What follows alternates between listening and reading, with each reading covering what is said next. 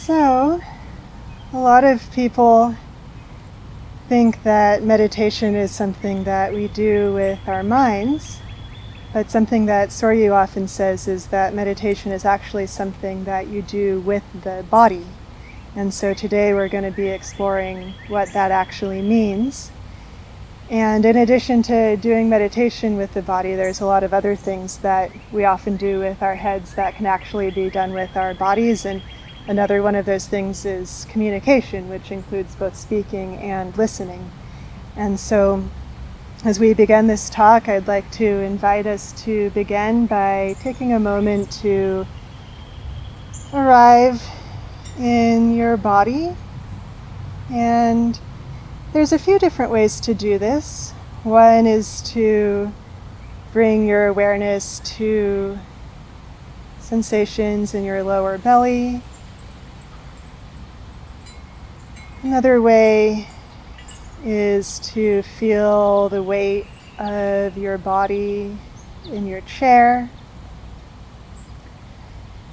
Another way is to feel your feet on the ground and feel how some of your weight goes down into your hips and some of your weight goes down into your feet.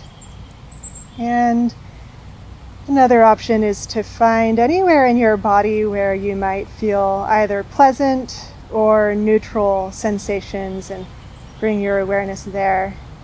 And I encourage you to be creative and explore different ways that you can bring your awareness into your body. And the invitation, if you wish, is to see if there's a way to listen to this whole talk with your body. And as you do this, I'm going to be attempting to give this talk from my body. And there's a good chance that frequently throughout the talk you'll forget to be in your body and come back into your head. And if that happens, if you notice that happening, then you can congratulate yourself for noticing that and use that as an opportunity to come back into your body. And I'll be doing the same, and no need to beat yourself up if you forget to be in your body, because there's a good chance that I'll probably forget to be in my body quite a bit as well. So, for about half of my life, I really didn't have much of a connection with my body at all. It was sort of like I was just this head dragging my body around, not really being aware of it. And when I was about 17, I met my friend Alex, whose father is a Taoist master.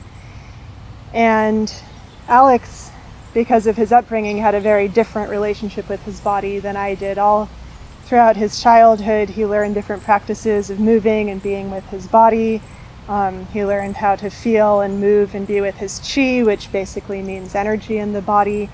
And so when I met him, it was as if he was coming from a very different world than me. And when he would talk about energy and chi, and when he would talk about the body, it all made sense to me conceptually, but at that time I didn't really have much of a direct experience of it. And especially when he would talk about chi, he would talk about feeling it and moving it and being with it, and chi made sense to me as an abstract concept, but I at that time had never had a direct experience of my chi.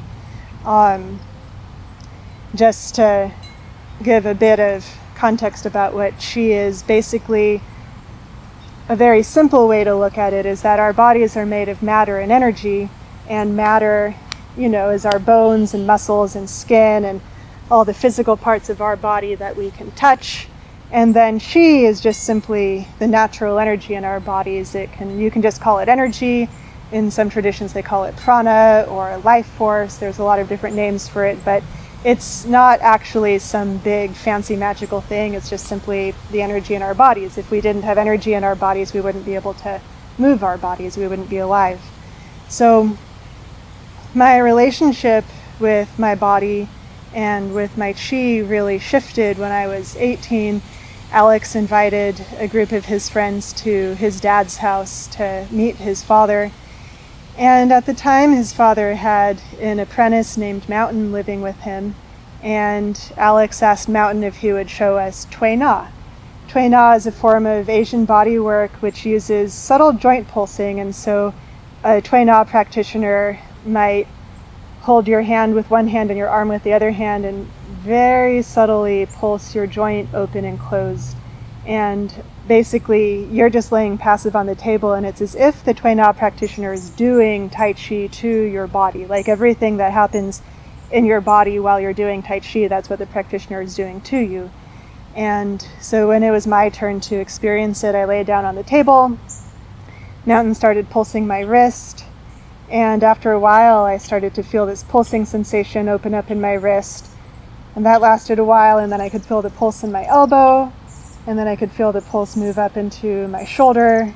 And then pretty soon, my whole body just felt like a giant heartbeat pulsing. And I'd never experienced anything like it before. And so that lasted a while. And then something really fascinating happened, which was that Mountain started narrating my whole inner experience without me saying a word. And so, for example, I might feel a buzzy sensation in my left rib cage, and without me saying anything, Mountain would say, "Great, that buzzy sensation you feel in your rib cage is an energy blockage. Go ahead and breathe into it." And I would take a few breaths, and then all of a sudden, I would feel this pop sensation, and then this rush of energy flowing down my body, and he would say, "Great, that pop you just felt was the energy blockage releasing." And so that lasted a while, and then he said, "Okay, now things are about to start getting interesting, so I'm about to access your emotional body." And up until that point, I hadn't been feeling any strong emotions other than just some curiosity and peace and relaxation. But a few breaths later, all of a sudden, this deep, deep, deep crying came up. And that lasted a while, and then this deep, deep, deep laughter came up. And that lasted a while, and then at the end of the session, I was just laying on the table and feeling that giant pulse heartbeat sensation in my body. And when I got off the table and walked across the room, it was the first time in my life that I had ever felt zero tension in my body.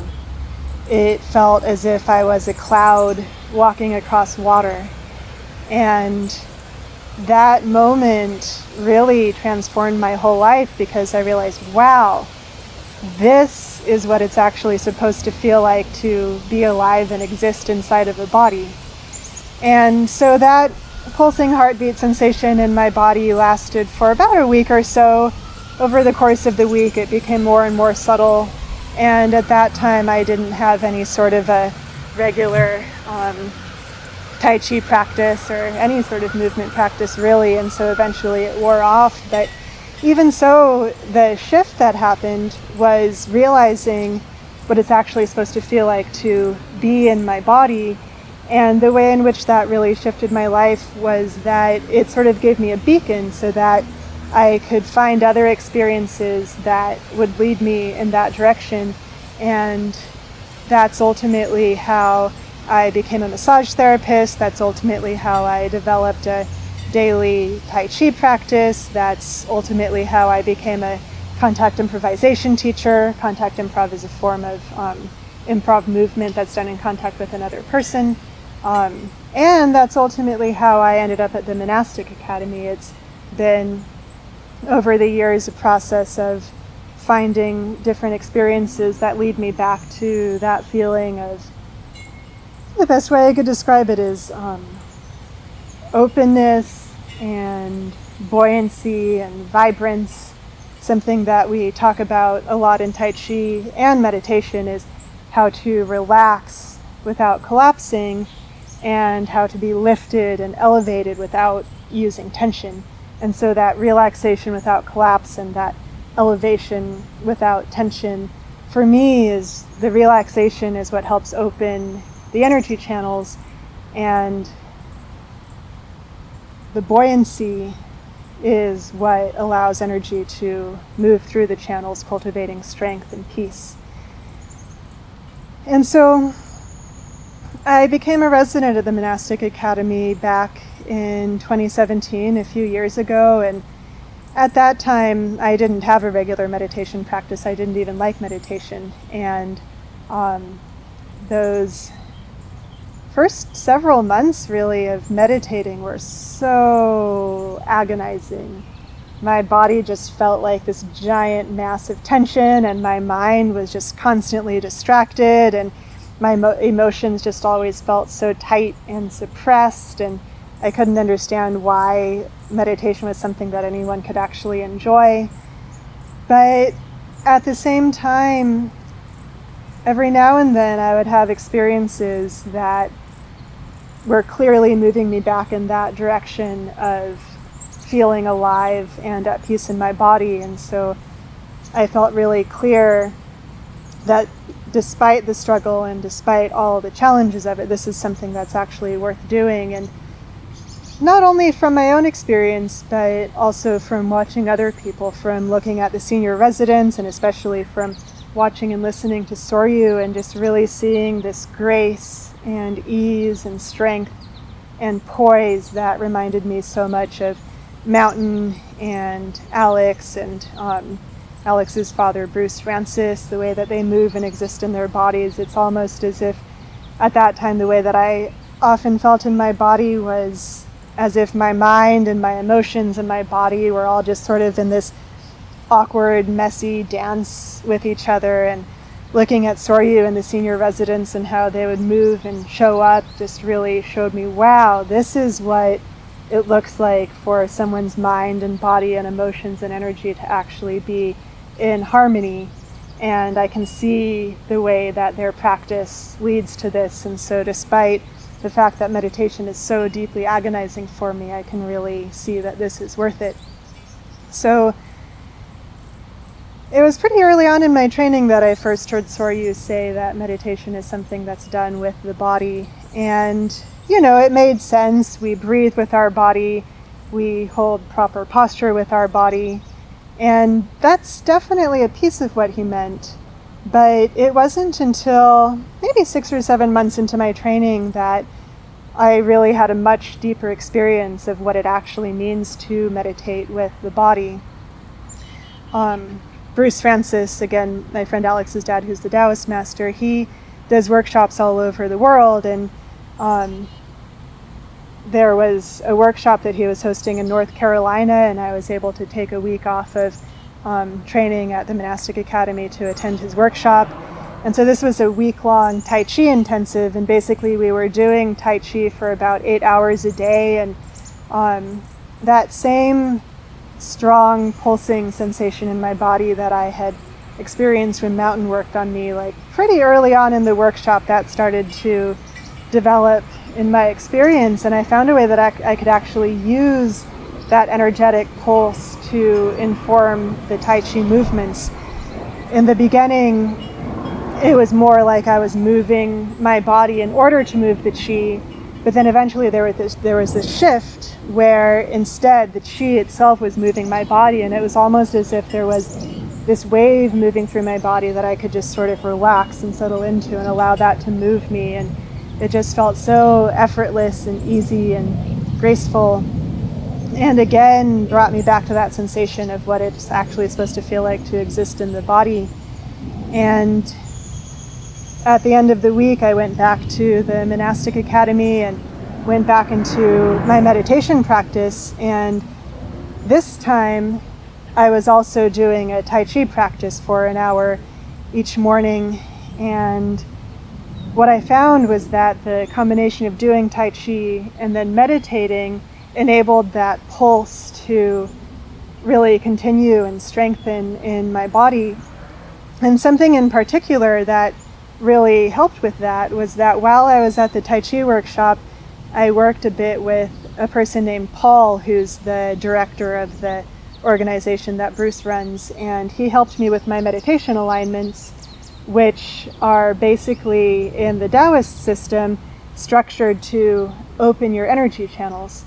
And so what that means is that similar to how our blood moves through veins and arteries and the heart is the center of the circulatory system, our energy moves through energy channels, and the lower belly, which in Taoism is called the lower dantian, in Zen they call it the tanden, in other traditions they call it the hara. whatever you call it, basically that lower belly area right between your navel and your pubic bone is your energy center, and it's also the center of gravity of your body. And so from there, energy moves through energy channels throughout the body. And in a similar way as water moves through a hose, if the hose is kinked, then you just get a really thin trickle of water moving through the hose. But if you line up and strengthen the hose, and all of a sudden you can get this really strong flow. And so in this same way, the Taoist meditation alignments are geared specifically towards opening the energy channels so that we can get the energy flowing through our bodies, and in that way be able to actually use our chi to inform our posture. And when we get to the guided meditation section, I'm actually going to walk you through these alignments so that you can have an experience of them for yourself. But that was the first time that I had really gotten these alignments really clearly in my body, and I could really feel, wow, if I just make this tiny little adjustment in my shoulder, then all of a sudden I feel so much more energy running through. And it was also the first time that I was able to find a way to actually use my chi to align and straighten and strengthen my body, rather than always just trying to use my physical body to align my posture. And something that can be worked with in our energy system is energy blockages, which in Taoism we work with what's called an 8 energy body system. And so I could give a whole lecture on each energy body, but to just give a really brief summary right now, there's the physical body, which is, again, everything that you can touch, the bones, the muscles. And then there's the etheric body, which is basically your chi or energy in your body. And then there's the emotional body, which is emotional sensations and experiences in the body. And then there's the mental body, which is thoughts and mind and mental activity. And then there's the psychic body, which is basically if you've ever had any experience with intuition, or ever had any experience where someone just seems to magically know what you're thinking, or you just seem to magically know what's about to happen. That's often when there's activity in the psychic body. And then there's the causal body, which can also be called the karmic body. It's basically the part of you that responds to cause and effect. And then there's the body of individuality, which can also be called the higher self. And then there's the Tao, which is basically everything and nothing. It's not very easy to explain in words. And these 8 energy bodies are all interconnected in such a way that when something happens on one energy body, it ends up having influences on other energy bodies. And so in that way, in our etheric body, we can end up developing energy blockages, and sometimes this can be a physical energy blockage if you have experienced any sort of injury or illness. Sometimes this can be an emotional energy blockage. If you've had an emotion or a feeling that you haven't allowed yourself to feel all the way, then that emotional energy gets stuck in the body. Sometimes it can be a mental energy blockage. For example, if you have a fixed view that you're carrying, or if there's any sort of mental fixation that you're stuck on, something that you're either really fixated on or trying to push out of your mind, and so on and so forth. Energy blockages can develop through any of the energy bodies and then manifest in the etheric body. And oftentimes we can experience these energy blockages as pain or tension or numbness or stuckness, or sometimes it just sort of feels like a dead feeling.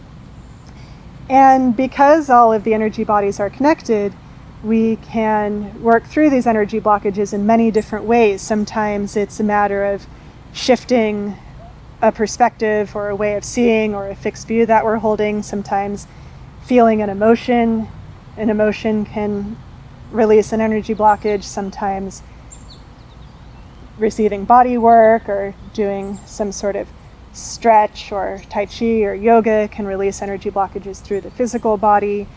And to release energy blockages directly through the etheric body, we can move energy through our energy channels, again in a similar way as water moves through a hose. If the hose is kinked and there's a bunch of sand in the hose, then a little trickle of water might move the sand out grain by grain, but if you align and strengthen the hose, then a strong current of water can flow through and clear out the whole thing. And so in this way, as we strengthen our energy channels and align them, then our chi strengthens and can clear through energy blockages.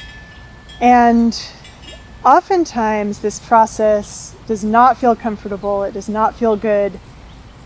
We're holding on to those energy blockages for one reason or another, and our bodies get accustomed to holding ourselves in that way. And as soon as we start to open and change, oftentimes we can meet a lot of resistance. And so as these energy blockages are releasing, oftentimes there can be sort of this pressurized feeling. And sometimes I might be meditating and all of a sudden my mind is just really stuck and racing and I'm so distracted, and there's some sort of tension in my body, and then all of a sudden at some point there's a shift and I might drop a perspective I'm holding that I realize no longer serves me, and then all of a sudden the tension is released through my body. Or I might feel really stuck and blocked, and then all of a sudden a really strong emotion arises, and when I allow myself to really be with that emotion, then all of a sudden the tension in my body opens up and I can feel more energy flow through my body. And so in this way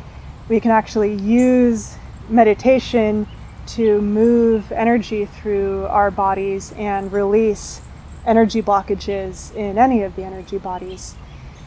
And until we're able to actually feel our chi, even if you can't feel your chi, it doesn't mean that it's not there, and it doesn't mean that you can't work with it.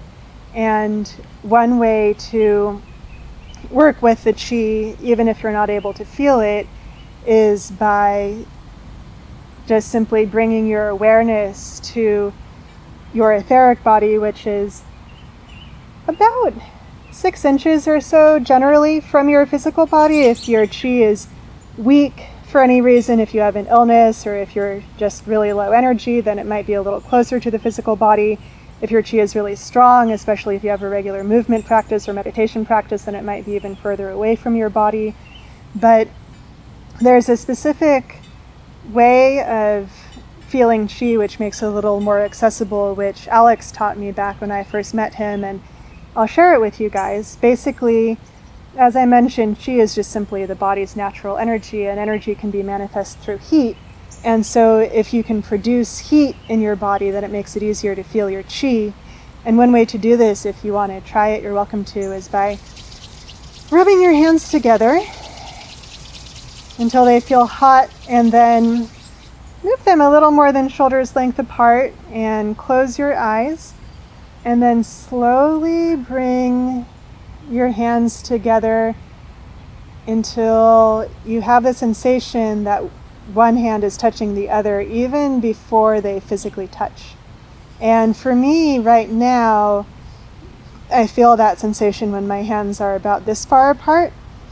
I remember when Alex first showed me this exercise, I struggled with it so much. I would try really hard to feel it, but instead my hands would just keep physically touching each other, and I didn't even know what I was supposed to be feeling. And so if you're having a hard time with this, then that's perfectly normal. If you haven't had a practice of feeling or working with your chi, then it's natural for it to be sort of hard to access. But you can just try it anyway. And if you are able to feel that sensation of one hand touching the other, then you can explore holding your hands at that distance. And if you're not able to feel that sensation, then you can hold your hands at about shoulder length apart, maybe a little bit closer, and cultivate a sensation as if you're pushing a ball of energy gently from one hand to the other.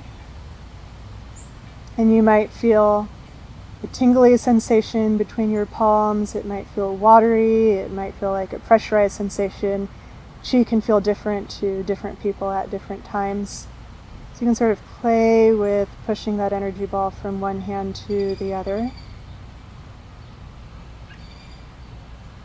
And then once you've cultivated that sensation, you can explore sort of pulsing that energy ball between your hands. And so moving your hands apart until you feel like you're at the edge of that sensation. If you move them too far apart, then you'll lose the sensation of them touching. So just a little bit, then move them together. You might feel a pressurized feeling, but if you move them too close together, then again, you'll lose that sensation of energy. And so sort of finding that perfect balance. And again, if you don't have a sense of being able to feel anything between your palms, then you can just explore what's it like to really feel into the space between your two hands without them actually touching each other.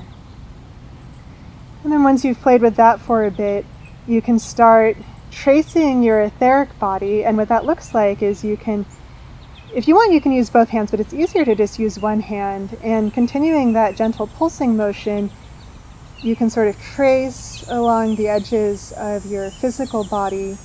And if you're able to feel your qi, it'll almost feel as if your hand is actually touching the edge of your body, even though you're not actually physically touching your body.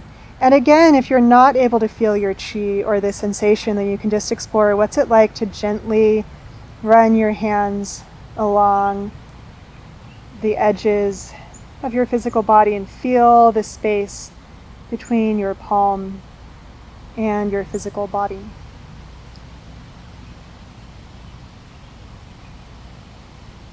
Remembering to breathe, especially breathing from your lower belly. And then when you've cultivated that sensation, you can let that go, but see if you can keep your awareness about 6 inches away from the outside of your body. And if this is easy for you, you can explore feeling 6 inches around the whole perimeter of your body. And if this is not easy for you, then you can find one particular part of your body, especially a part that feels relaxed or that has pleasant sensations, and just bring your awareness to about 6 inches away from that particular part of the body. And in this way, just by bringing our awareness to where our etheric body is, we can start to cultivate a direct experience of our etheric body and be able to directly feel our qi. And by doing these practices over about 13 years now, I've finally gotten to the point where I'm not yet able to cultivate on my own the same experience I had after Mountain did the Twain-Ah session on me, but what I have been able to cultivate is a sense of being able to move and strengthen my qi and relax and open my physical body in such a way that it's almost as if when I close my eyes and drop into my body, it just feels like there's waves of water moving through my body, and my whole body has this liquidy sensation, and it's so pleasant. But the only way that I was able to get there was by meditating and doing Tai Chi and just going through so much agony and confusion and pain and tension and thinking I'm doing it wrong and continuing to just stay with it and keep going, and finally it's starting to pay off. And so what I'm going to offer you in these guided meditation sections is the first step to being able to cultivate that experience in your body. And if you're like me, by the end of these meditation sessions, there's a good chance that you might feel uncomfortable, or you might feel confused, or you might not feel anything at all, or you might wonder if you're doing it wrong. And if you have that experience, it can be easy to think that it's because it's not working. But what I've really found through both my meditation and my Tai Chi practice is that oftentimes those feelings of confusion and stuckness and discomfort are actually signs that what I'm doing is working, because I'm actually touching up against the energy blockages that will eventually be ready to be released. And I'm feeling all the parts of my body that are out of alignment, because only by actually feeling the parts that are out of alignment can we eventually be able to bring them into alignment. So you might feel really great and energized and relaxed after this, or you might feel really uncomfortable and confused after this. And please know that whatever experience you're having is the experience that you're supposed to be having. There's no need to try to use your experience to judge whether you're doing it right or wrong. And these guided meditations are an invitation. You can also instead use this practice period to do your own practice. So I really encourage you to explore and be creative. And I'm really grateful to share these practices with you.